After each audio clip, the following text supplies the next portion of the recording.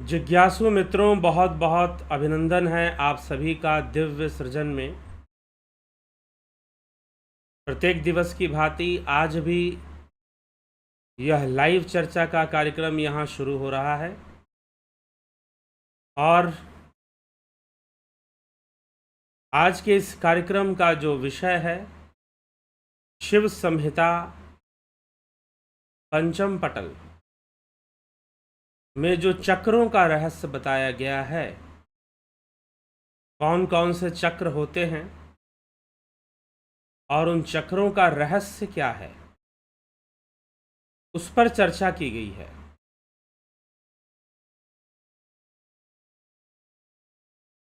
तो वो चक्रों, आज हम उस पर विचार करेंगे और शिव संहिता से देखेंगे कि किस तरह से कौन सी बात समझाने की कोशिश की गई है। तो शिव संहिता के पंचम पटल में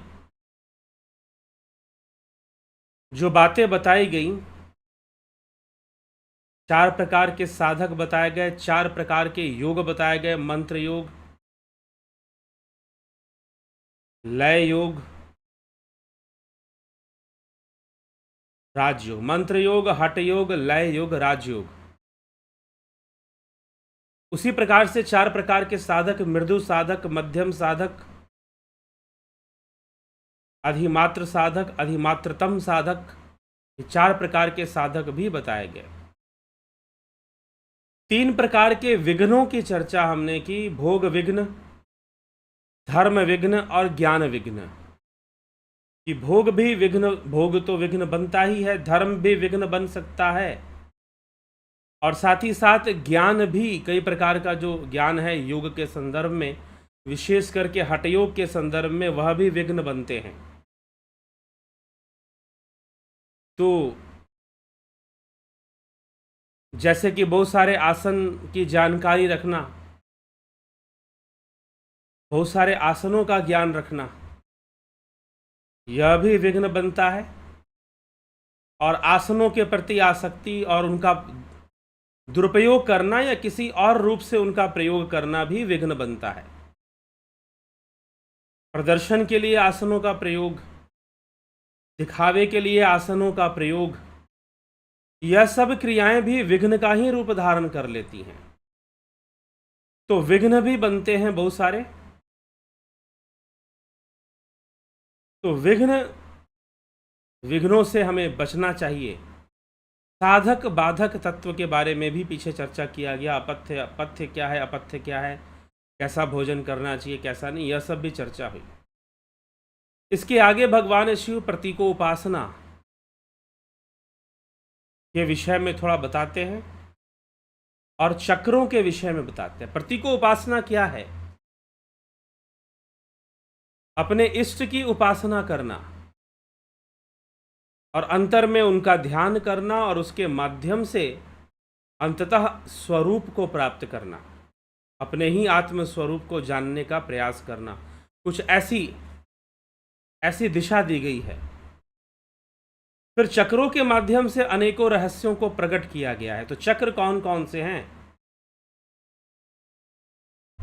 अगर हम चक्रों की बात करें तो सबसे पहला चक्र है मूलाधार चक्र, फिर है स्वादिष्ठान, फिर है मणिपुर, अनाहत विशुद्धि चक्र, अनाहत चक्र, फिर विशुद्धि चक्र, फिर आज्ञा चक्र और फिर सहस्त्रार की चर्चा आती है। फिर सुषुम्ना की भी चर्चा आती है, ब्रह्मरंध्र की भी चर्चा आती है। ब्रह्मरंध्र और सहस्त्रार क्या एक ही चीज है?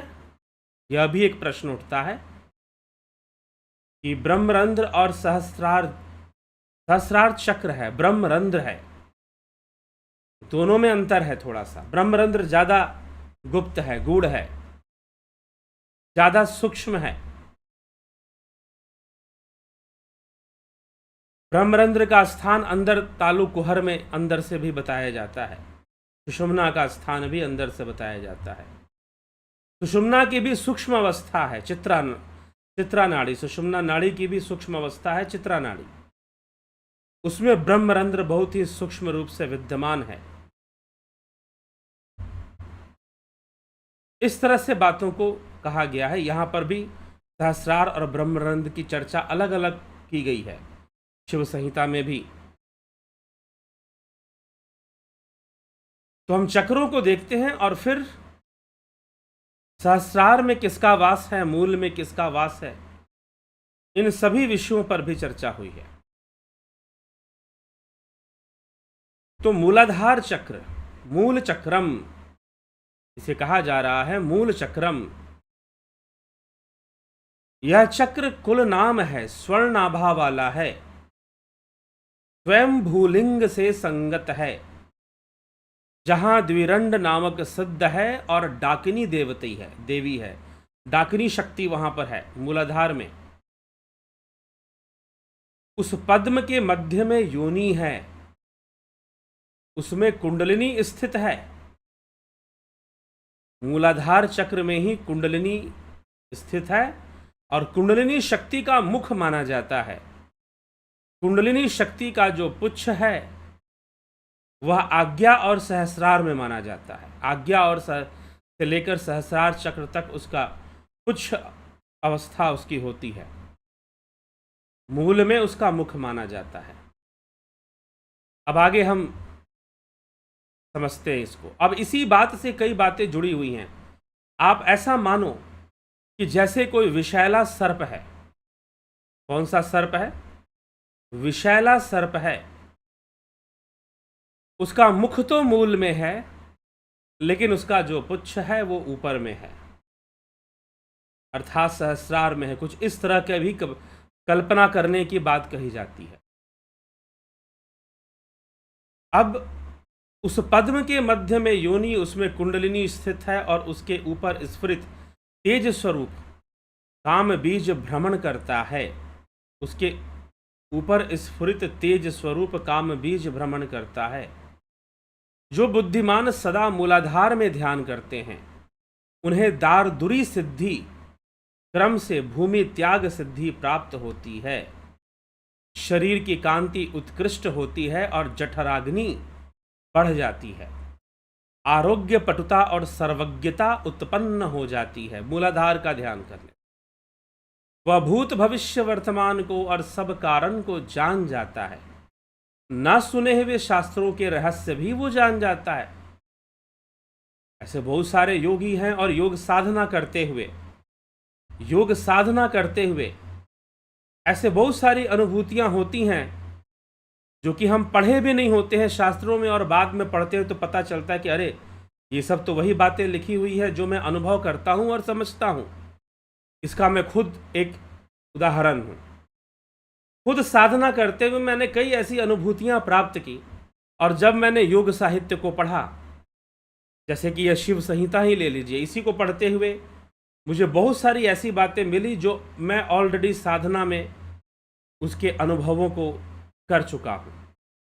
ठीक है, कई तरह की समझ ऑलरेडी विकसित हो चुकी होती है, हम अनुभव कर चुके होते हैं। और फिर जब ग्रंथों को पढ़ते हैं, जैसे नाद के विषय में, नाद लय के विषय में शिव संहिता में जो लिखा गया है वह अनुभव है। शिव संहिता में पढ़ने के पहले ही वो अनुभूति मुझे हो चुकी। ऐसे कई अनुभूतियां ऐसे मिलती हैं कि जो हमें हो चुकी। अगर हम साधना मार्ग पर सही से अगर चलते हैं और सही कोई मार्गदर्शक मिलता है, सही कोई गुरु जो सही शास्त्र सम्मत तरीके से बताता हो, ठीक है, तो निश्चय ही हम वैसी बताई हुई साधना मार्ग पर बहुत सारी अनुभूतियां कर लेते हैं। बहुत तरह की अनुभूतियां हम कर लेते हैं। ठीक है, तो यह विषय यहां पर चर्चा में लिया गया है। तो मूलाधार चक्र से जरा मरण आदि दुख समूह नष्ट होते हैं।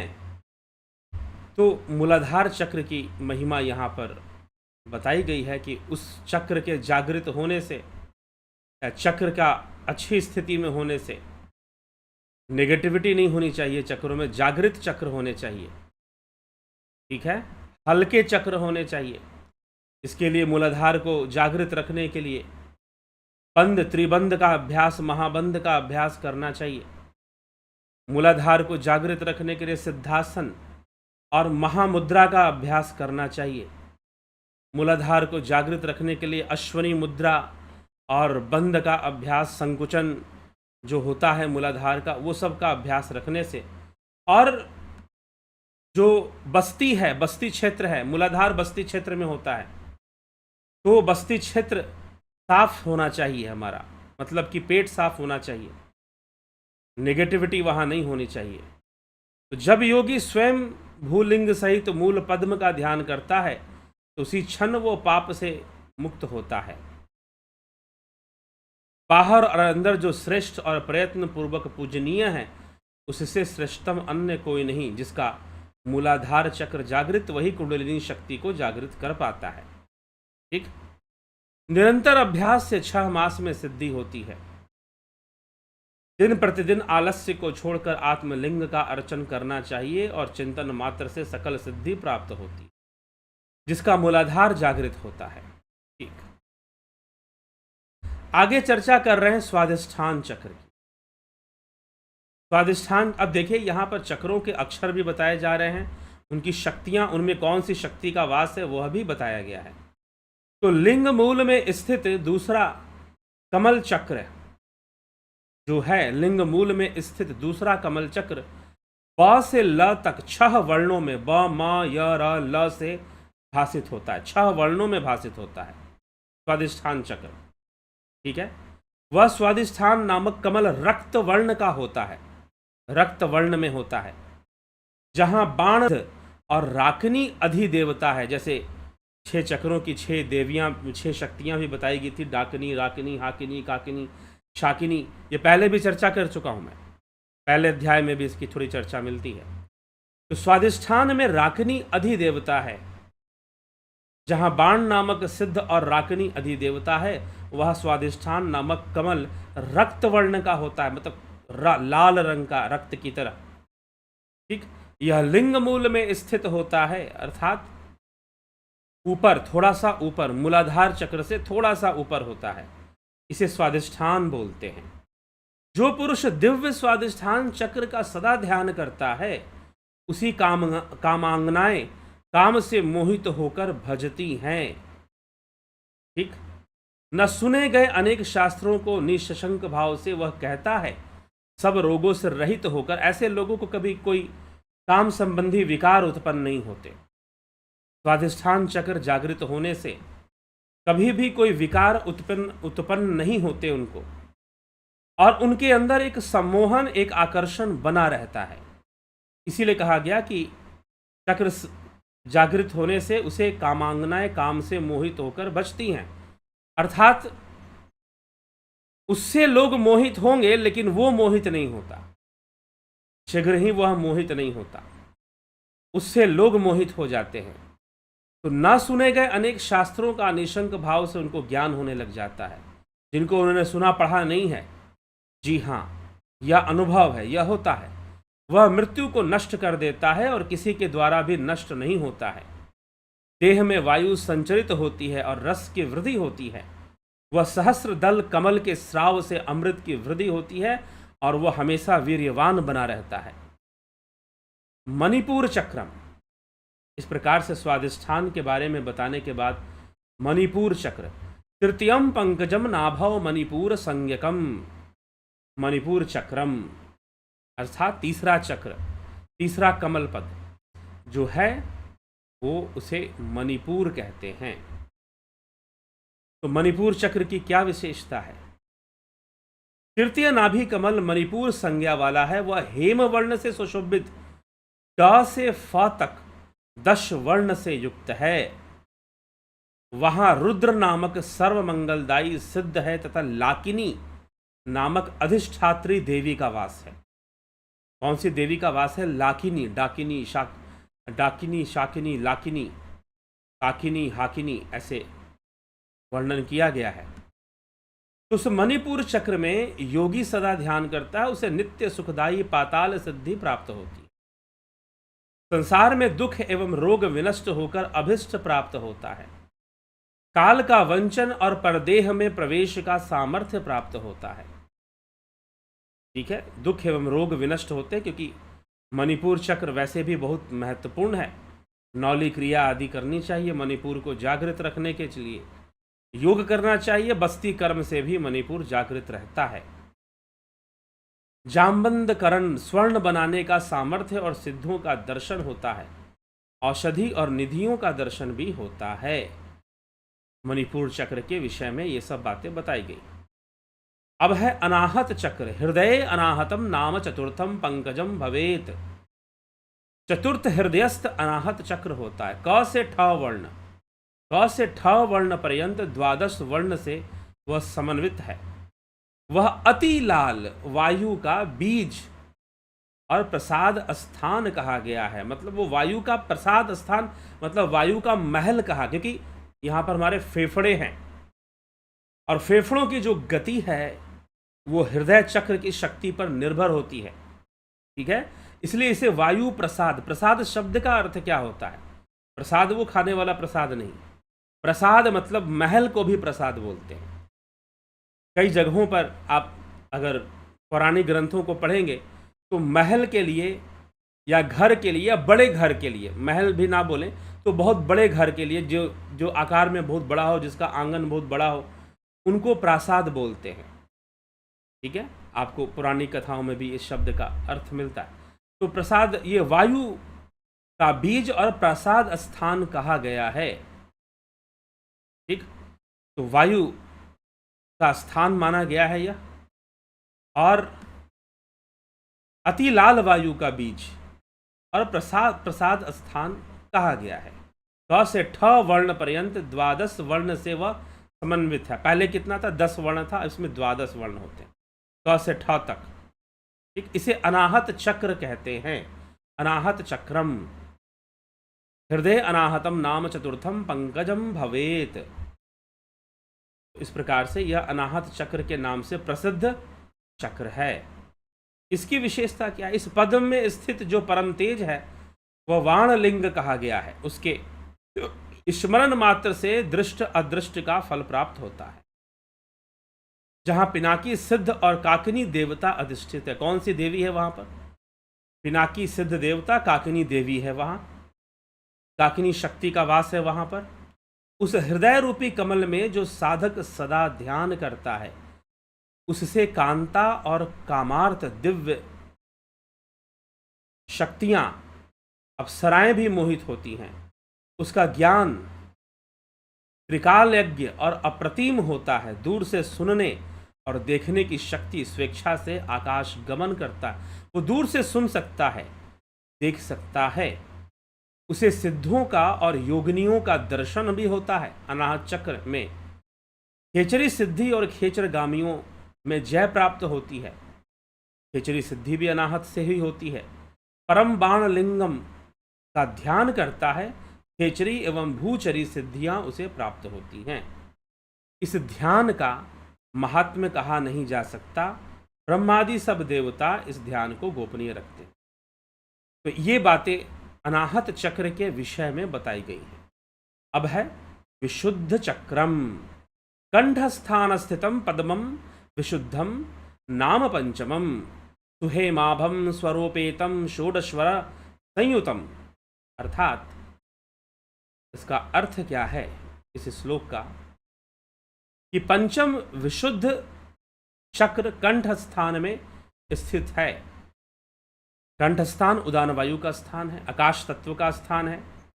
तो पंचम विशुद्ध चक्र कंठ स्थान में स्थित है।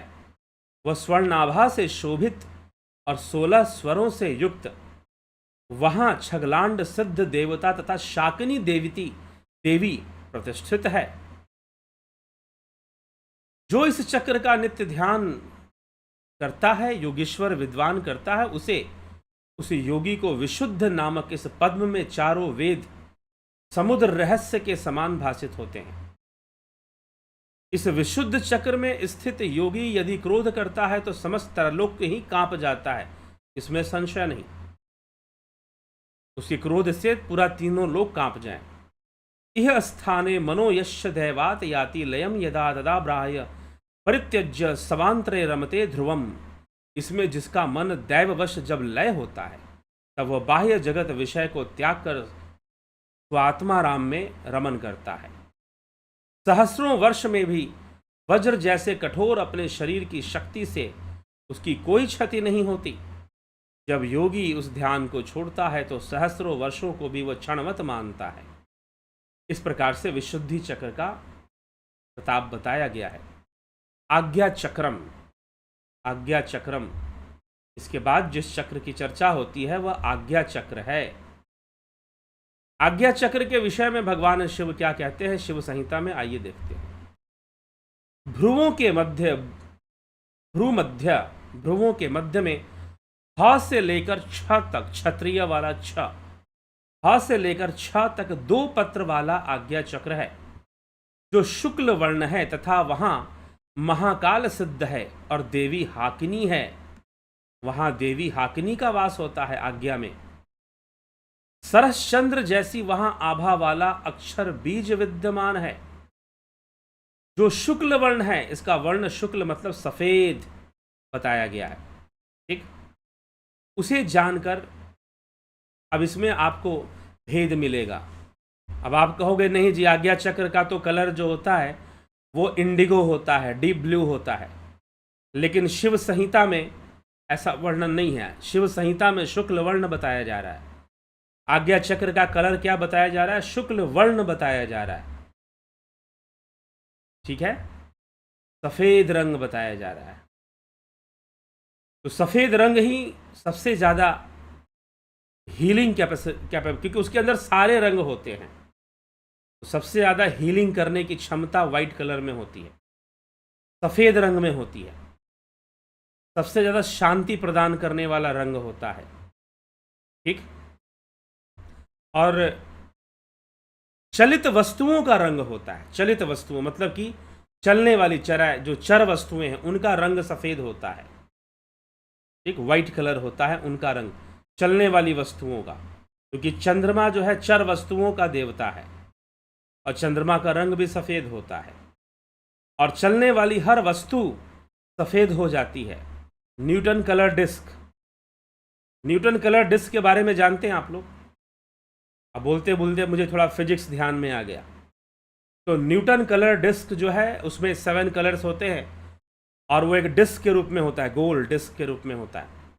अगर उसे चला दिया जाए, मूव कर दिया जाए, तो वो सारा कलर उसका डिसअपियर हो जाएगा और उसमें एक कलर दिखाई देता है, व्हाइट कलर।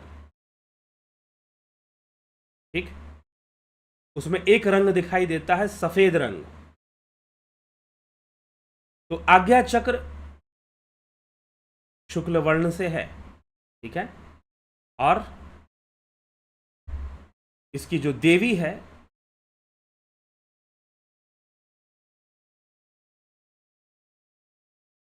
आज्ञा चक्र में शुक्ल वर्ण और देवी हाकिनी है। सरस चंद्र जैसी वहीं आभा वाली अक्षर बीज विद्यमान है।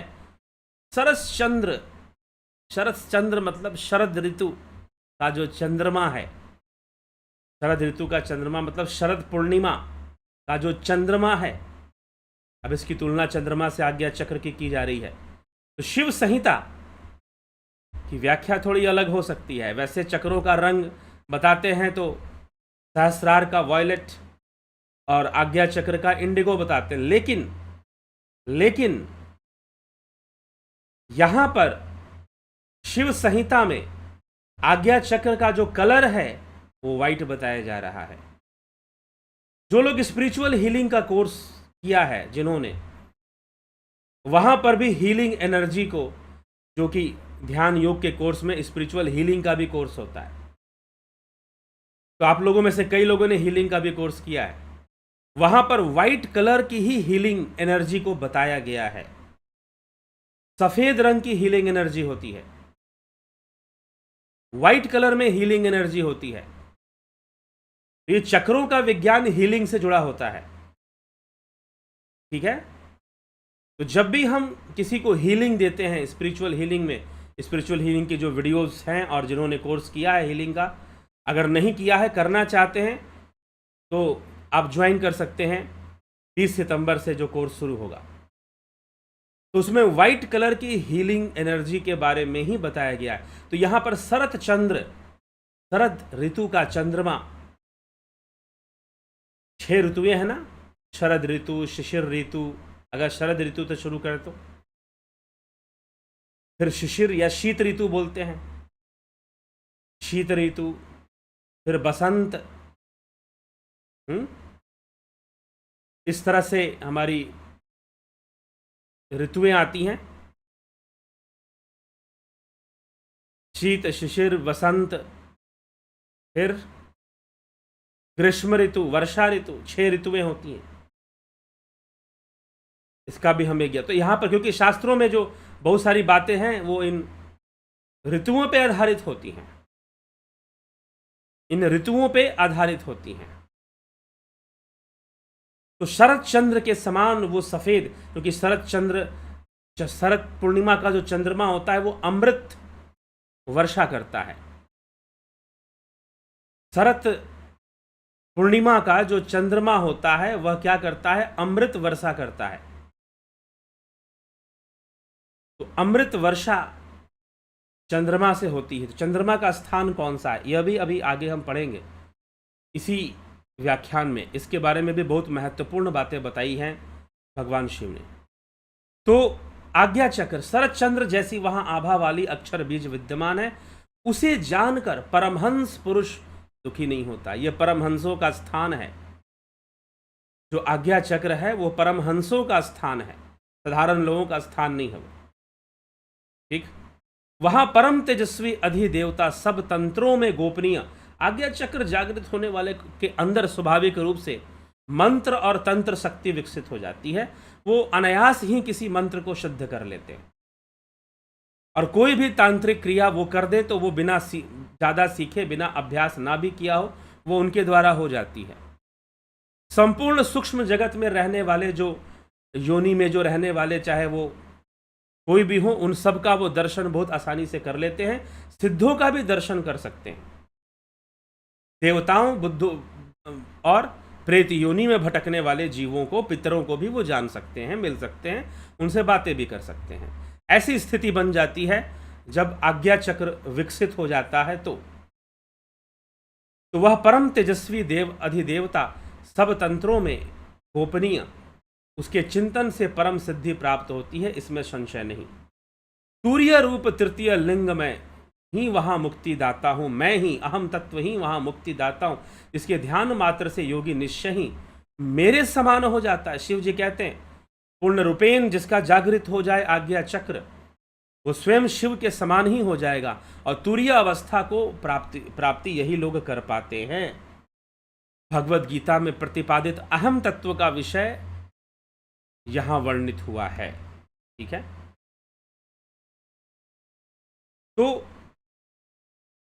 ये कहा जाता है ईड़ा ही पिंगला ख्याता वरुणासिति उच्यते। ईड़ा और पिंगला दो नाड़ियां वहां वर्णा और असी कही गई हैं। ईड़ा को वर्णा कहा जाता है और पिंगला को असी कहा जाता है। उन्हीं के मध्य में वाराणसी, और यहाँ साक्षात विश्वनाथ विराजमान है। मतलब जो आज्ञा चक्र का आस्थान है ये भूमध्य, इसको वाराणसी कहा गया है, इसको वाराणसी कहा गया, इसको काशी कहा गया है। ईड़ा पिंगला सुखमना तीन बसे इकठाई, बेणी संगम तह प्रयाग मन मज्जन करे तिथाई। वहीं पे प्रयाग है, इसी स्थान पर। ठीक, तो ईड़ा ही पिंगला ख्याता। ईड़ा भगवती गंगा, पिंगला यमुना नदी। ईड़ा पिंगलोर मध्य सुषुम्ना च सरस्वती। ठीक है, तो आध्यात्मिक दृष्टि से इस चक्र का बहुत ही महत्व है। इस चक्र के जागृत होने से संपूर्ण काम वासनाएं नष्ट होती हैं, और योगी जो है नष्ट होती है, कहने का मतलब ऐसा नहीं कि नष्ट हो जाती हैं, कहने का तात्पर्य कि उनका अपने आप ही त्याग हो जाता है।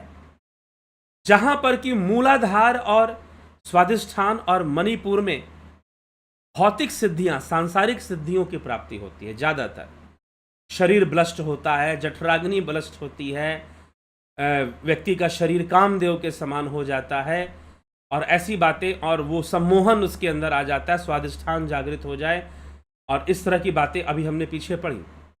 कामांगनाएं सम्मोहित होती हैं। अगर कोई स्त्री है तो वो उसका शरीर अप्सराओं के समान हो जाएगा, पुरुष है तो उसका शरीर कामदेव के समान हो जाएगा, ऐसे वर्णन भी मिलते हैं। तो लेकिन यहां आज्ञा चक्र अलग चीज है। आज्ञा चक्र जागृत होने से पहले तो 5 स्थान ही जीवात्मा के बताए गए हैं शिव संहिता में। 5 स्थान कौन कौन से जीवात्मा के हैं जी?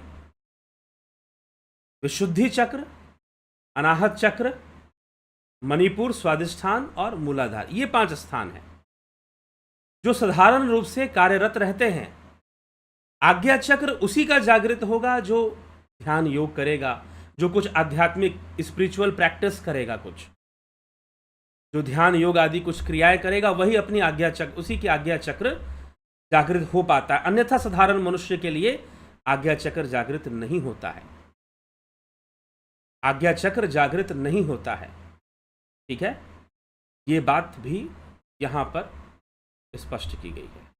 ठीक, तो ये आज्ञा चक्र का स्थान, यह स्थान का महात्म तत्वदर्शी ऋषियों द्वारा शास्त्रों में परम तत्व रूप में बहुत प्रकार से कहा गया है।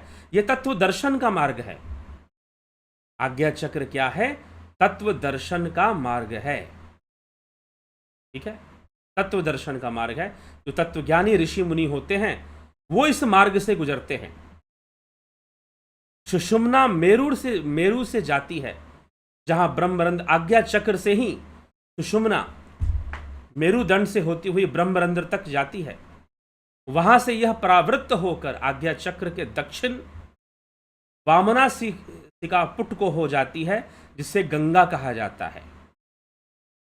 ठीक, तो इस प्रकार से आज्ञा चक्र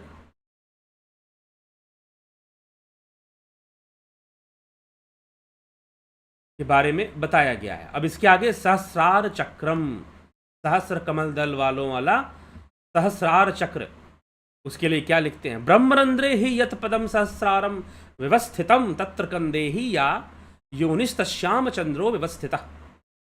ब्रह्मरंध्र में जो सहस्रार कमल स्थित है, उस कमल के कंद में जो योनि है उसमें चंद्र विराजित है। कौन विराजित है? चंद्रमा विराजित है। अब यहां पर बहुत बड़ा रहस्य भगवान शिव प्रकट करना शुरू कर देते हैं, जो बहुत कम योगियों को इसका ज्ञान है, बहुत कम योगियों को उसके बारे में पता है। 2-3 बातें हैं, लंबे श्लोकों में लिखा हुआ है, लेकिन जो मुख्य बातें हैं मैं आपको बताता हूं। क्या कहा जा रहा है? यहां पर कहा जा रहा है कि 2 योनि स्थान है शरीर में। 2 योनि स्थान है शरीर में। एक है मूलाधार, उसको भी योनि कहा गया है, मूलाधार को भी योनि स्थान बताया गया है। ठीक है, मूलाधार को भी मेहन अंग से लेकर उत्सर्जन अंग तक बीच का स्थान मूलाधार चक्र का स्थान, और उसे योनि स्थान भी कहते हैं। एक वह योनि स्थान है और एक सहस्रार में योनि स्थान है। ये 2 योनि स्थान है, और इन 2 योनि स्थान में 2 देवताओं का वास है। कौन कौन से? सूर्य और चंद्रमा। तो सहस्रार में जहां ब्रह्मरंध्र है, जहां ब्रह्म योनि है, वहां पर चंद्रमा का वास बताया गया है, और मूलाधार में वहां पर सूर्य का वास बताया गया है। सूर्य का वास बताया गया, मूलाधार में सूर्य का वास बताया गया है, और सहस्रार में चंद्रमा का वास बताया गया है। सहस्रार में अमृत का वास बताया गया है। ध्यान से सुनिएगा, सहस्रार में अमृत का वास बताया गया है, ब्रह्मरंध्र में अमृत का वास बताया गया है। और क्या है? मूलाधार में विष का वास होता है। विष टॉक्सिक जहर बनता है, वहां पर विष का निर्माण होता है। अब आप पूछोगे विष का निर्माण होता है? जी हां, मूलाधार में विष का निर्माण होता है, और अगर विष की मात्रा बढ़ जाएगी तो मूलाधार की विशेषता यह है कि मूलाधार चक्र अगर भारी होता है, नेगेटिविटी होती है, एक्टिव नहीं ज़्यादा होता है तो विष की मात्रा शरीर में बढ़ जाएगी और दूसरे चक्रों के प्रभाव को वो प्रभावित करता है। उसी प्रकार आज्ञा चक्र और सहस्रार चक्र भी दूसरे चक्रों के प्रभाव और क्रियाओं को प्रभावित करता है। मूलाधार भी यही काम करता है।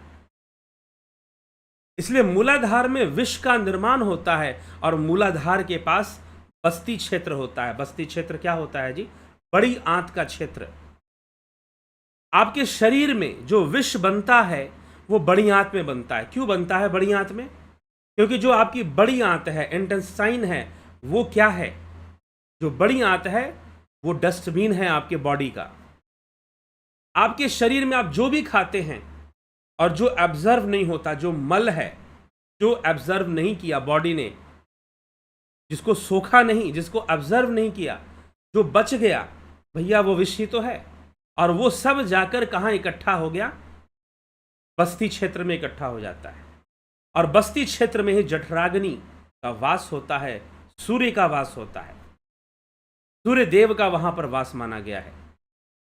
और सहस्रार में चंद्रमा का वास माना गया है, अमृत तत्व का वास माना गया है। इसलिए ठंडा रखना चाहिए सिर को, कहा गया है। तो मूलाधार में वहां पर अग्नि का वास है, सूर्य देव का वास माना गया है। मस्तक पर सहस्रार में चंद्रमा का वास, वहां से अमृत झरता है। और वह जो अमृत है वो सूर्य का ताप में जल जाता है, खत्म हो जाता है, नष्ट हो जाता है। इसलिए अमृत साधना करनी चाहिए, खेचरी साधना करनी चाहिए। खेचरी साधना से उस अमृत की रक्षा होती है। नहीं तो अमृत गिरता है और उस अग्नि में जल जाता है, जठराग्नि में जलकर नष्ट हो जाता है, ऐसा माना गया है। लेकिन खेचरी मुद्रा से उसकी रक्षा की जाती है, अमृत साधना से उसकी रक्षा की जाती है। सोमधारा बरसती है अमृत, तो वहां पर शरद का चंद्रमा है। कौन सा चंद्रमा है? शरद पूर्णिमा का चंद्रमा। तो शरद पूर्णिमा की चंद्रमा की विशेषता क्या है? हम चंद्रमा की पूजा कब करते हैं? चंद्रमा की पूजा ज्यादातर सूर्य की पूजा होती है, लेकिन चंद्रमा की भी पूजा होती है शरद पूर्णिमा और कार्तिक पूर्णिमा में। इन दो पूर्णिमा में चंद्रमा की पूजा होती है। चंद्र अस्त से पूर्व स्नान करने का विधान है। कम से कम बहुत सारे जगहों पर चंद्रमा अस्त हो जाए उसके ठीक पहले स्नान करने का विधान है। जो नदियों के क्षेत्र है, गंगा, यमुना, नर्मदा, वहां पर नदियों में जाकर लोग सुबह सुबह चंद्र अस्त होने के पहले स्नान करते कार्तिक पूर्णिमा में। तो चंद्रमा की पूजा होती है, शरद पूर्णिमा के चंद्रमा की पूजा होती है, कार्तिक पूर्णिमा के चंद्रमा की पूजा होती है। तो शरद पूर्णिमा का चंद्रमा अमृत वर्षा करता है। शरद पूर्णिमा के दिन ही भगवान श्री कृष्ण ने रास रचा था और अधरा अमृत का पान कराया था। अधरा अमृत मतलब ये होठों का अमृत नहीं, अधरा अमृत, जो धरा से परे जो अमृत गगन मंडल से बरसता है, वो महान साधना, वो ज्ञान। तो उससे ऐसे अधरा अमृत का पान श्री कृष्ण ने गोपियों को कराया था। तो महारास रचा गया था शरद पूर्णिमा के दिन। तो शरद चंद्रमा, यहां पर सहस्रार में किसका वास है? शरद चंद्रमा का वास है, अमृत का वास है। और मूलाधार में विष का वास है। मूलाधार में विष बनता है, ठीक है, विष का निर्माण होता है मूलाधार में।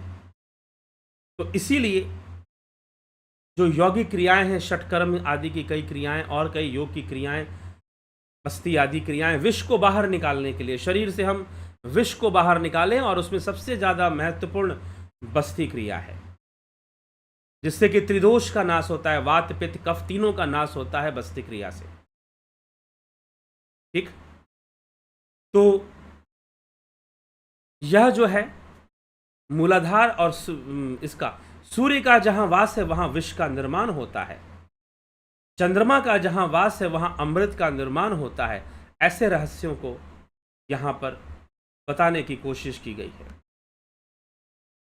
उस त्रिकोणाकार योनि से निरंतर अमृत स्रवता है। वहां ईड़ा में चंद्र अमृत समरूप से सर्वता। अभी इतना बता देने के बाद भी कुछ लोग कंफ्यूज हैं कि चंद्र नाड़ी को क्या, चंद्र नाड़ी ईड़ा नाड़ी होती है। पीछे मैंने प्रश्न पूछा, लोग जानते हुए भी कंफ्यूज हो गए कि चंद्र नाड़ी शायद पिंगला होती है। जी नहीं, सूर्य नाड़ी पिंगला होती है, चंद्र नाड़ी को ईड़ा नाम याद कर लीजिए। कहीं किसी को कुछ बताएंगे ईड़ा पिंगला के बारे में, कोई मिल गया जिज्ञासु, आपने उसको समझाने की कोशिश की तो ईड़ा पिंगला के बारे में बता दिया आपने, तो ईड़ा चंद्र नाड़ी होती है, पिंगला सूर्य नाड़ी होती है। तो उस त्रिकोणाकार योनि में निरंतर अमृत स्रवता है, वहां ईड़ा में चंद्र और अमृत समरूप से स्रवता है। चंद्रमा द्वारा निरंतर धारा रूप से अमृत गमन करता है, जो वामना सापुट हो जाता है, और योगियों ने इसे गंगा कहा है। वह ईड़ा नाड़ी आज्ञा चक्र के दक्षिण से वामना सापुट को गई है, और उद्गवहा नाम वाली यही गंगा कही जाती है। ईड़ा नाड़ी को ही गंगा कहा जाता है, और पिंगला को यमुना कहा जाता है। ईड़ा भगवती गंगा, पिंगला यमुना नदी। ईड़ा पिंगलोर मध्य सुषुम्ना च सरस्वती, सुषुम्ना के बीच में। तत्र स्नानम प्रकुर्वित सर्व पापे प्रमुच्यते, वहां स्नान करने से सारे पाप नष्ट होते हैं। यहां स्नान करने से, यहां पर जीव स्नान करता है, ध्यान योग में स्नान करता है। जब ध्यान योग करेगा तो यहां पर स्नान होगा, ठीक। वहां स्नान करने से उसके सारे पाप नष्ट होते हैं। वहां दोनों से इस स्थान में वाराणसी का चिंतन करते हैं। यही वाराणसी है, ठीक, यही वाराणसी है। इसी को वाराणसी नाम से बताया गया है, इसी को प्रयाग नाम से बताया गया है, इसी को गया धाम नाम से भी लोग जानते हैं।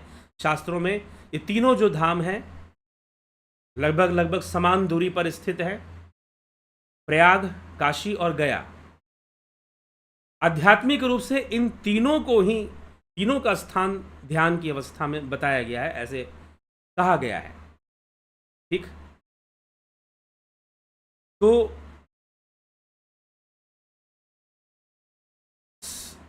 मूलाधार ही यत पदम चतुष्पत्रम व्यवस्थितम तत्र मध्य ही योनिस तस्याम सूर्यो व्यवस्थितः। 4 पत्र वाला मूलाधार में जो कमल स्थित है, वह कंद में जो योनि है उसमें सूर्य स्थित है।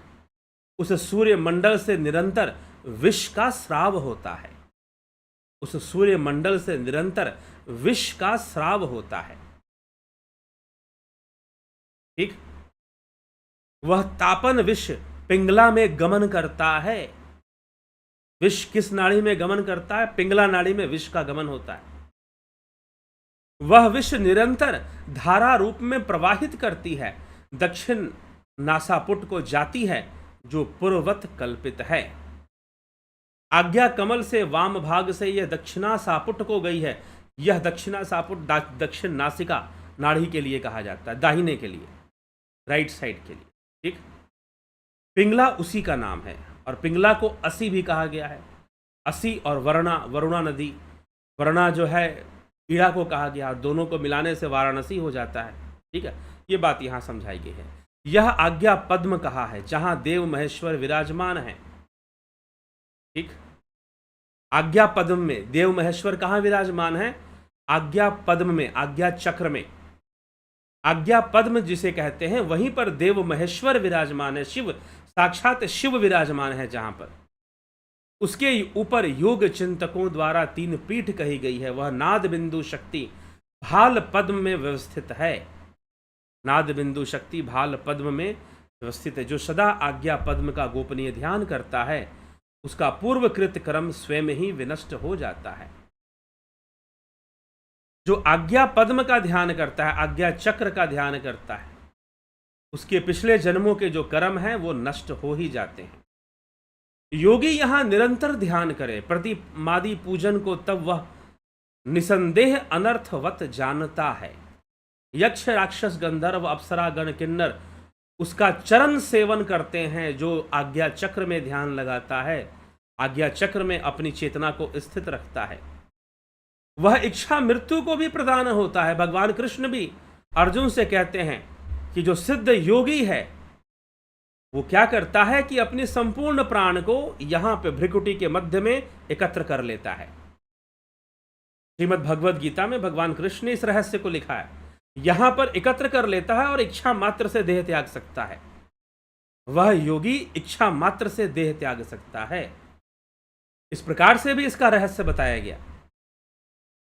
ठीक, तो आज्ञा चक्र का रहस्य, योगी विपरीतगामी जिह्वा को ऊर्ध्व गर्त में प्रवेश करके भयानक भय नाशक ध्यान को करता है। सारे भय दूर हो जाते हैं खेचरी साधना से, अमृत साधना से। इस स्थान पर जिसका मन आधे क्षण भी अचल हो जाता है, उसके सब पाप नष्ट होते हैं। जो जो फल पंच कमलों के कहे हैं, वे सब इस ज्ञान से अच्छी प्रकार से हो जाते हैं। सुनिए ध्यान से। अब सबसे बड़ा रहस्य क्या है? जो जो फल पंच कमलों से कहे हैं, उन सबका लाभ एक साथ प्राप्त हो जाता है आज्ञा पद्म में ध्यान करने से। पंचकमल कौन से? पंचकमल कौन से जी? विशुद्धि, ठीक है, विशुद्धि यहां पे अनाहत, नाभि के पास मणिपुर, उसके पीछे लिंग क्षेत्र में स्वादिष्ठान, और उसके नीचे मूलाधार। तो कहा यह जा रहा है कि जो आज्ञा चक्र में ध्यान लगाता है, उसको जो पंच कमल है उनका भी पूरा लाभ उसे मिल जाता है। इसीलिए ध्यान करने के लिए हमेशा इधर ले जाया जाता है। इसलिए ध्यान योग जो हम करवाते हैं, इसीलिए स्वामी विवेकानंद ने जब चक्रों के रहस्य के बारे में पूछा रामकृष्ण परमहंस से, तो उन्होंने कहा कि बस जो आज्ञा पद्म है उसी का ध्यान होना चाहिए। जिनको आज्ञा पद्म का ध्यान करने की विधि जिनके पास नहीं है, या जो कोई ऐसी साधना नहीं करते जहां पर आज्ञा पद्म का ध्यान हो, उन्हें नीचे के चक्रों का वो ध्यान कर सकते हैं। लेकिन जो आज्ञा पद्म में ध्यान लगाते हैं, जो ध्यान योग करते हैं, उन्हें इस बात की चिंता करने की आवश्यकता नहीं कि उनका मूलाधार जागृत होगा नहीं होगा, उनका स्वादिष्ठान जागृत होगा नहीं होगा। अगर वो यहां ध्यान लगाते हैं तो पांचों जो चक्र हैं नीचे के, जिसमें एक साधारण मनुष्य रहता है, साधारण जीव जिसमें गमन करता है, जो पांचों चक्र हैं वो संतुलन में बने रहेंगे, वो बिगड़ेंगे नहीं, उनकी व्यवस्था बिगड़ेगी नहीं। ये रहस्य को समझिए, यही सबसे बड़ा रहस्य यहां प्रकट किया गया है। दो तीन बातें अब अलग से, ये सहस्रार का वर्णन करने के बाद अलग से भगवान शिव जो मुख्य मेन पॉइंट्स हैं उनको बता रहे हैं। पहले तो उन्होंने बताया कि सहस्रार में अमृत, मूलाधार में विष, सहस्रार में चंद्रमा, मूलाधार में सूर्य, वहां विष बनता है। अगर शरीर को स्वस्थ रखना है तो सबसे ज्यादा हठ योग में मूलाधार के ऊपर, मूलाधार को संकुचित करना, मूलाधार को एक्टिव रहने की बात की गई है।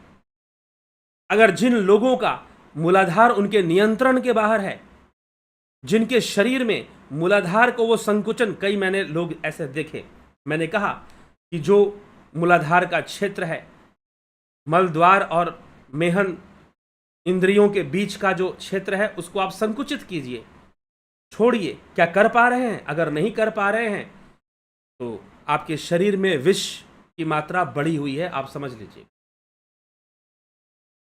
मूलाधार का संकुचन करने से शरीर के व्यवस्था पर एक नियंत्रण बना रहता है।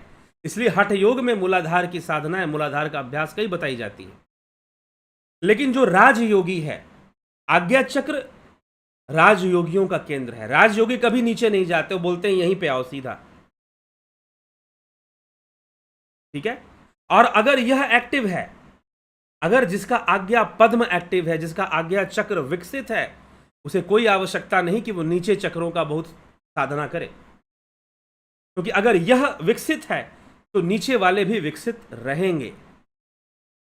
एक जगह पर पीछे भी शिव संहिता में कहा गया है कि उस कुंडलिनी शक्ति को कैसे उठाना चाहिए, तो उसके मुख से नहीं उठाना चाहिए, उसका पूंछ पकड़ के उठाना चाहिए। तो उसका पूंछ यहां पर है, मुख तो मूलाधार में है उसका, और वो मुख से क्या उगलता है? विष उगलता है, विष। तो कुंडलिनी शक्ति का जो वास सर्प के रूप में ऐसे बताया गया है कि मूलाधार में उसका मुंह है और उसका पूंछ यहां सहस्रार और आज्ञा चक्र के क्षेत्र में है। तो अगर उसको उठाना है, अगर उसको पकड़ना है, तो उसकी पूंछ को पकड़ो,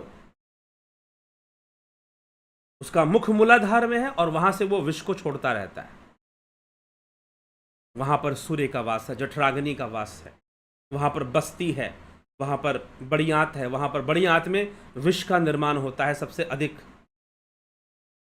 अधिक जो बीमारियां पैदा करने वाले टॉक्सिक्स हैं वो बड़ी आंत में होते हैं। इसलिए योग में शुष्क बस्ती, जल बस्ती आदि क्रियाएं बताई गई हैं, धौती आदि क्रियाएं बताई गई हैं विष को बाहर निकालने के लिए।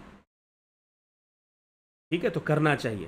प्राकृतिक चिकित्सा का भी कोर्स डिटॉक्सिफिकेशन कोर्स है, मतलब कैसे अपने शरीर से जहर को हम बाहर निकालें, विषैली चीजों को हम बाहर निकालें, उसके उद्देश्य से यह प्राकृतिक चिकित्सा का भी कोर्स है। ठीक है, तो सीखना चाहिए, जानना चाहिए सबको। तो जो आज्ञा, जिसका आज्ञा चक्र विकसित है उसके बाकी चक्र भी विकसित रहेंगे, उसको चिंता करने की आवश्यकता इस विषय में नहीं है। तो यही पर भगवान यहां पर कह रहे हैं कि यानी यानी ही प्रोक्तानि पंचपद में फलानी वै तानि सर्वाणी सुतरामे ते अज्ञानाद भवंती ही। जो जो फल पंच कमलों के कहे गए हैं वो सब इस ज्ञान से अक्षय प्रकार प्राप्त हो जाते हैं। ठीक है, तो आज्ञा में स्थित होने से, आज्ञा चक्र में स्थित होने से वो सारे फल प्राप्त होते हैं। तो आज्ञा का यहां पर वर्णन करते हुए भगवान शिव इस तथ्य को समझा रहे हैं। ठीक, तो यानी यानी ही प्रोक्तानी पंच पद में फलानी वे, परंतु पांचों पद में, पांचों चक्रों का जो फल है वो अकेले आज्ञा चक्र में प्राप्त होता है। यह करोति सदा अभ्यासम आज्ञा पद में विचक्षणा। जो बुद्धिमान आज्ञा कमल में सदा अभ्यास करता है वह वासना के महाबंधन को तिरस्कृत करके प्रसन्न होता है। जो आज्ञा का अभ्यास करता है, इसका अभ्यास करता है, प्रणव साधना करो। जो ध्यान योग कर रहे हैं, कर चुके हैं, प्रणव साधना करो। तो जो आज्ञा का अभ्यास करता है वही मात्र, क्योंकि नीचे के चक्रों में वासनाएं हैं, इसमें वासना नहीं है। तो जो आज्ञा का अभ्यास करता है वो अपने सभी चक्रों को जागृत करता है और पंच कमलों का जो पूर्ण लाभ है उसे प्राप्त होता है। ठीक, तो जो विद्वान प्रयाण के समय उस कमल का स्मरण करते हुए प्राण छोड़ता है वह धर्मात्मा परमात्मा में लीन होता है। जो विद्वान प्राण प्रयाण के समय उस कमल का स्मरण करते, प्राण प्रयाण मतलब मृत्यु के समय, ध्यान से सुनिए, मृत्यु के समय जिसकी स्थिति आज्ञा चक्र में हो जाए, मृत्यु के समय जिसकी स्थिति आज्ञा चक्र में हो जाए वह मुक्ति को प्राप्त होता है, अर्थात वह मुक्त हो जाता है, जीवन मुक्त हो जाता है। मृत्यु के समय अगर स्थिति आज्ञा चक्र में हो जाए, इसी को काशी कहा गया। इसलिए शास्त्र कहते हैं काश यान्तु मरण मुक्ति काशः ब्रह्म तत्व प्रकाश। काश यान्तु मरण मुक्ति काशः ब्रह्म तत्व प्रकाश यस्याम अवस्थायाम सा काशी। काशी की अवस्था कौन सी है? जब ब्रह्म तत्व प्रकाश आज्ञा चक्र में दिखाई दे और आपकी जो भावनाएं हैं वो आज्ञा चक्र में केंद्रित हो जाए। प्राण प्रयाण के समय, प्राण प्रयाण मतलब जब प्राण गतिमान होते हैं, प्राण शरीर का त्याग करते हैं, उस समय यदि ध्यान आज्ञा चक्र में लग जाए, यदि ध्यान आज्ञा चक्र में लग जाए प्राण प्रयाण के समय, मृत्यु के समय, तो वह जीवात्मा कभी अधोगति को प्राप्त नहीं हो जाता, वो जीवन मुक्त हो जाता है वह जो है। और अगर योगी है तो वो मोक्ष को ही प्राप्त कर लेता है, अन्यथा वो जीवन मुक्त हो जाता है। जीवन मुक्त कहने का तात्पर्य उसके जीवन का बंधन खत्म हो जाता है, जीवत्व बंधन नष्ट हो जाता है। बस नाम मात्र का संकल्प, लोक कल्याण का संकल्प उसके पास होता है, तो वो अवतरित होता है, वो अवतार लेते हैं ऐसे जीवात्माएं, ऐसे सिद्ध पुरुष जिन्होंने आज्ञा चक्र से अपने देह का त्याग किया, आज्ञा चक्र से अपने देह का त्याग किया, वो जो है जीवन मुक्त हो जाते हैं हमेशा। वो किसी बंधन में नहीं रहते हैं और ना ही दोबारा शरीर धारण करना उनकी कोई व्यवस्था होती है। ठीक, अगर संकल्प विद्यमान है थोड़ा बहुत, तो लोक कल्याण के संकल्प के कारण वो धरती पर आ सकते हैं। जैसे भगवान राम आ गए, कृष्ण आ गए, कई ऋषि मुनि आ गए, तो यह सब आज्ञा चक्र की महिमा यहाँ पर बताई। यहाँ रुद्र का स्थान भी बताया गया है, रुद्रदेव यहाँ पर वास करते हैं। ठीक, अमृत, ये सब बहुत गूढ़ रहस्य है। शिव संहिता से ही हठ योग की चर्चा प्रारंभ होती है। अब इसी का आधार लेकर, शिव संहिता का आधार लेकर ही कुछ कुछ विषयों का विकास किया जाएगा, जैसे कि आसन आदि का विकास करके हठ प्रदीपिका में थोड़ा बताया जाएगा। लेकिन हठ प्रदीपिका में भी नादानुसंधान समाधि की चर्चा है। हिरण्य संहिता में जाएंगे तो आसनों का और ज्यादा विकास कर दिया जाएगा, और फिर आपको वहां लगेगा जैसे मूलाधार का ध्यान करो, मूलाधार का ध्यान करो ज्यादा कहा जा रहा है। जी नहीं, ठीक है, मूलाधार चक्र का महत्व है, लेकिन जो योगी राजयोग से आज्ञा चक्र की ओर आगे बढ़ चुका है, वो पंच पद्मों को अपने नियंत्रण में कर लेता है, उनका लाभ भी उसे मिलता है। बाकी शरीर के शुद्धि के लिए हठ योग करना चाहिए, षटकर्म आदि क्रियाएं करनी ही चाहिए, मुद्राओं का अभ्यास भी करना ही चाहिए। लेकिन जो ध्यान योगी उन्मनी मनोमनी अवस्था को प्राप्त कर चुके हैं, जिनकी चेतना आज्ञा में बहुत आसानी से संगठित हो जाती है, संग्रहित हो जाती है, समग्र हो जाती है, इंटीग्रेट हो जाती है, यहाँ पर जिनकी चेतना, वैसे योगियों के लिए हठ योग बहुत अनिवार्य नहीं रह जाता है। क्योंकि हठ योग का उद्देश्य क्या है? हठ योग का उद्देश्य राजयोग की प्राप्ति ही तो है। यही हठ प्रदीपिका का विषय है। तो कल से हठ प्रदीपिका ग्रंथ पर हम चर्चा शुरू करेंगे। नाथ संप्रदाय, गुरु गोरखनाथ संप्रदाय से संबंधित स्वामी स्वात्मा राम जी के द्वारा रचित हठ प्रदीपिका पर हम चर्चा शुरू करेंगे। तो शिव संहिता में राजयोग, हठ योग, 4 प्रकार के योग बता दिए गए, मंत्र योग, हठ योग, लय योग और राजयोग। तो राजयोग तक की चर्चा है, आज्ञा चक्र और सहस्रार की महिमा है, अमृत और विष की चर्चा, चंद्रमा का स्थान और सूर्य का स्थान बताया गया है। ठीक, अब यहां पर प्रश्न उठता है कि सूर्य का स्थान विष स्थान क्यों है? क्यों? क्योंकि जो सूर्य, जो मूलाधार है, वो हमें संसार में एक्टिव रखता है। इसलिए दिन के काल में सूर्य नाड़ी चलती है, पिंगला नाड़ी चलती है, दाहिनी ओर की नाड़ी चलती है, दाहिनी नासिका जो है वो चलती है। ठीक है, तो सूर्य नाड़ी चलायमान रहती है, और रात्रि के समय चंद्रमा। ठीक, तो चंद्रमा का अमृत हम प्राप्त करें, इसके लिए कहा जाता है शरद पूर्णिमा में सोना नहीं चाहिए। पूर्णिमा के दिन चंद्रमा की रोशनी में जितने समय बैठ सके बैठना चाहिए। ठीक है, चलिए अब हम चलते हैं। तो ये सब शिव संहिता के गूढ़ ज्ञान है, जो अभी भी कुछ, मुझे लगता है कि शिव संहिता में अभी भी बहुत सारी बातें हैं। कुछ बातें ऐसी हैं जो हम यहाँ डिस्कस नहीं कर सकते, वो बातें स्त्री पुरुष प्रणय संबंधों के साथ हैं। उसके लिए बेहतर होगा, ये YouTube का एक पब्लिक चैनल है, तो वो बातें हम आपसे यहाँ पर स्पष्ट रूप से नहीं बता सकते हैं, तो क्योंकि यह पब्लिक प्लेस हो जाता है YouTube, यहाँ पर जब हम लाइव कर रहे हैं तो वो आप खुद अध्ययन करें। हो सकता है कि और भी कई नई चीज़ें बताएंगे, लेकिन जो मुख्य बातें हैं चक्रों के विषय में, कुछ साधना से, सुषुम्ना से संबंधित कुछ बातें, ब्रह्मरंध्र से संबंधित कुछ बातें हैं, लेकिन वो पहले जो बताई गई हैं उसी का विस्तार करके दोबारा लिखा गया है। लेकिन चक्रों का ये रहस्य अभी तक बचा हुआ था, और भगवान शिव ने भी 5वें अध्याय में ही चक्रों के रहस्य को बताया, कौन से चक्र का रंग, उसके अक्षर और उसमें बसने वाली शक्ति का नाम क्या है, वो सारे चर्चा वो यहाँ पर करते हैं और फिर ये ऐसे समझाते हैं। तो चलिए हम आगे बढ़ते हैं, समय काफ़ी हो चुका है। जिज्ञासुओं, तो आपके प्रश्न तो नहीं ही लेंगे, निश्चित है कि नहीं लेंगे। बाकी ध्यान योग का कोर्स, शास्त्र सम्मत ध्यान योग का कोर्स है ये, और जो भी यहाँ पर कोर्स है, ऐसी बात नहीं है कि मैंने खुद इसका अनुभव किया है, और इस जो साधना मैं आपको करवाता हूँ ध्यान योग में, खुद इसका अभ्यास किया है, और तब जाकर आपको भी ये करवाया जाता है। तो और जिन लोगों ने किया है वो इसका दिव्य अनुभव प्राप्त करते हैं। तो ध्यान योग का कोर्स जो आपके दिव्य नेत्र को खोल देता है, आज्ञा चक्र को जागृत कर देता है, ऐसा यह कोर्स है। आपके दिव्य नेत्र को खोल देता है, आज्ञा चक्र को जागृत कर देता है। इसमें नाद ध्यान, अमृत साधना जैसी अतीन्द्रिय साधनाओं का वर्णन है, और उसको प्रैक्टिकली डिमॉन्स्ट्रेट करके सिखाया जाता है। ठीक है, आपको कैसे करना है, कैसे आगे बढ़ना है।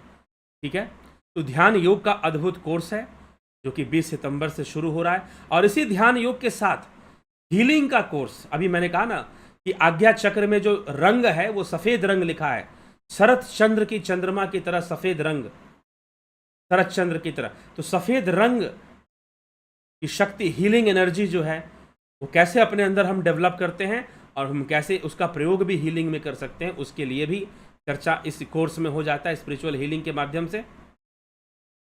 तो गाइडेड मेडिटेशन, फिर ट्रांसेंडेंटल मेडिटेशन और स्पिरिचुअल हीलिंग का ये कोर्स होता है। जुपिटर और सन मेंबरशिप है। जुपिटर मेंबरशिप जो ज्वाइन करते हैं वही पूरा कोर्स करते हैं। जो सन मेंबरशिप ज्वाइन करते हैं उनको स्पिरिचुअल हीलिंग का कोर्स नहीं दिया जाता है, बाकी गाइडेड मेडिटेशन और ट्रांसेंडेंटल मेडिटेशन उनको सिखाया जाता है। तो ये कोर्स है 20 सितंबर से शुरू हो रहा है। आप इसका यथासंभव लाभ उठाइए। नंबर पे आप कांटेक्ट कर लें, व्हाट्सअप मैसेज कर लें 9661802459, 9661802459। ठीक है, नंबर पर संपर्क कर कर आप निश्चय ही इससे लाभान्वित हो सकते हैं। उसी प्रकार से अपने शरीर को विष से मुक्त रखें, विषाक्त चीज़ों से, टॉक्सिक से फ्री रखें। डिटॉक्सिफिकेशन प्रोसेस होता है यह प्राकृतिक चिकित्सा। ठीक है, नेचुरोपैथी। आज के समय में इसकी बहुत आवश्यकता है। क्यों आवश्यकता है? क्योंकि हम विष हमारे शरीर में बढ़ता जा रहा है हमारे खान पान से। दूसरा, ऐसी बीमारियां विकसित हो रही हैं जो उस विष का आधार लेकर विकसित हो जाती है शरीर में, और फिर हम उनसे बच नहीं पाते हैं। लाइलाज बीमारियां जिनकी कोई दवा भी नहीं होती है। तो निश्चय है प्राकृतिक चिकित्सा और योग के माध्यम से हम अपने शरीर को स्वस्थ रखें। ठीक है, हम अपने शरीर को स्वस्थ रखें। तो चलिए, इस तरह से हम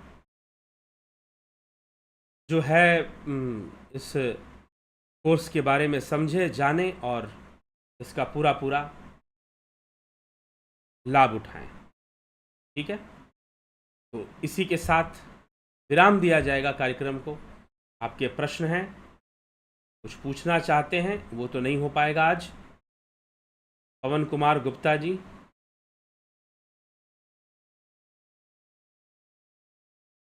काशीनाथ जी, नवजोत नाथ जी, आपके कमेंट नहीं पढ़ेंगे, बस नाम पढ़ेंगे। जगत नारायण जी, ब्रह्मा जी, ठीक, विक्रम सिंह जी, पंकज सोनी, राकेश मराठे, रूपलाल विश्वकर्मा, गंभीर शाह, रमेश भाई पटेल, वेलकम टू मून। आप यहाँ पर देखिए, ये कार्यक्रम यहाँ पर होता है, लाइव चर्चा होती है, इसमें ज्ञान की चर्चा होती है। मून मेंबरशिप इन्होंने ज्वाइन किया है, कुछ मेंबरशिप हैं, लेकिन ध्यान योग के लिए आपने कोई मेंबरशिप ज्वाइन नहीं करना है, यही बताया गया है। आप मून मेंबरशिप ज्वाइन या ऐसे मेंबरशिप ज्वाइन कर कर भी सहयोग कर सकते हैं, नहीं तो सुपर चैट के माध्यम से, जो चैट चलता है इसमें आप सुपर चैट भी कर सकते हैं। अगर आपको ये व्याख्यान अच्छा लगता, देखिए इन सब विषयों के बारे में चर्चा करना और बताना यह बहुत सहज कार्य नहीं है। आपको बहुत सारे लोग मिलेंगे, गुरुजी मिलेंगे, जो कुछ साधना करवाएंगे, जो कुछ भक्ति की बातें बताएंगे, आपको दीवाना बनाएंगे कि बेटा दीवाना बन जाओ तुम इसी में। ठीक है, लेकिन यह जो शास्त्रों का गूढ़ ज्ञान है, इसको प्रस्तुत करने के लिए भी इसके पीछे बहुत कार्य करना पड़ता है, तभी यह प्रस्तुत होता है। तो आप सुपर चैट के माध्यम से भी कुछ डोनेट अगर करना चाहें तो इस चैनल को कर सकते हैं। मैं प्रसन्न होऊंगा, इससे पूर्व YouTube बहुत प्रसन्न होता है। ठीक है, अगर आप YouTube के माध्यम से कुछ भी फंड करते हैं तो ठीक है। तो ये चीज़ है, अगर जो करना चाहते हैं, जैसे कि रमेश भाई पटेल ने यहाँ पे किया है, तो इसलिए मैंने ये बात आपको बताई। रविंद्र मकवाना जी, और निश्चय ही ऐसा अभियान आगे बढ़े, ऐसा अभियान आगे बढ़े, ज्ञान का अभियान आगे बढ़े, सनातन धर्म आगे बढ़े, इसके लिए हमें कार्य करना ही चाहिए। हाँ, निश्चय ही हमें आंखें खुली रखनी चाहिए, खुली रखनी चाहिए कि कहीं पर कोई व्यर्थ का काम तो नहीं हो रहा। जब हम अपनी आंखें खुली रखेंगे, जागृत रखेंगे, तो निश्चय ही हम एक बहुत बड़ा सहयोग करते हैं ज्ञान के प्रचार में, सनातन धर्म के प्रचार में। कन्हई कुमार जी, राजू पाल जी, घनश्याम सरोदे जी, विनोद के सूद जी, शिखर शर्मा जी, सविता नायक जी, श्वेता राय सिन्हा, बिमला शाह जी, उषा श्रीवास्तव, रतन सिंह, राम निवास मीना, संतोष गुप्ता, बलवंत सिंह गोहिल, अर्जन भाई चौहान, भाई लाल चौवटिया, लखिंद्र राम अबनी प्रधान, अपूर्व विश्वकर्मा, MK PD, अवधेश कुमार जी, विंदेश्वर मिश्रा जी, विष्णुचंद्र मौर्य, रमेश पेशवानी जी, अभिनंदन है आपका, जयंती भाई पटेल, श्वेता कुमारी, सुजाता देसाई, स्मिता सावंत, रमेश यादव जी, ब्रह्मा जी, राजेंद्र चौहान, विनोद कुमार शर्मा,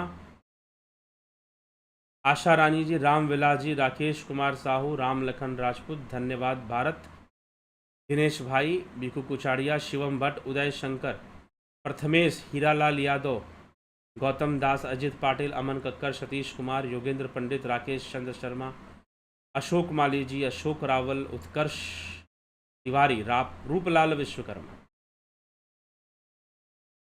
रूपलाल विश्वकर्मा जी जबलपुर से आप हैं। आपसे ध्यान योग सीखकर मेरा जीवन धन्य हो गया। मुझे जीवन में जिस मार्ग की तलाश थी वो मिल गया। मुझे साधना करते हुए 1 बरस हो गए। साधना में अब आनंद आने लगा है। जी हाँ, रूपलाल विश्वकर्मा जी लगभग 1 वर्ष पहले इन्होंने ध्यान योग का कोर्स किया था, ठीक है, और उनका अनुभव है 1 वर्ष का अनुभव है कि वो कैसे आनंद का अनुभव कर रहे हैं। अर्जुन पाटिल जी, नीति सिन्हा जी, ब्रह्मा जी, सविता नायक जी, ठीक, गणेश पवार, संदीप अरोड़ा गुरु जी, चक्रों पर जो हिंदी वर्णमाला के जो शब्द बताए जाते हैं, क्या इनके शब्द, वहाँ पर वो उच्चारण का महत्व होता है। उन शब्दों के उच्चारण से चक्र एक्टिव होते हैं।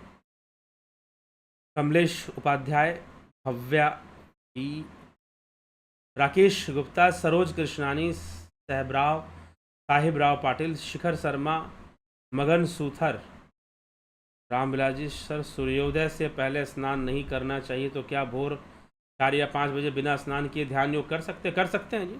प्राणायाम आदि की भी क्रियाएं कर सकते हैं, ठीक। सविता नायक जी, पांडुरंग वराले, बहुत अभिनंदन है आप सभी का। और इसी के साथ विराम देते हैं। जो ध्यान योग का कोर्स करना चाहते हैं, संपर्क कर ध्यान योग के कोर्स की जानकारी लें। तो बहुत बहुत आभार आप सभी का।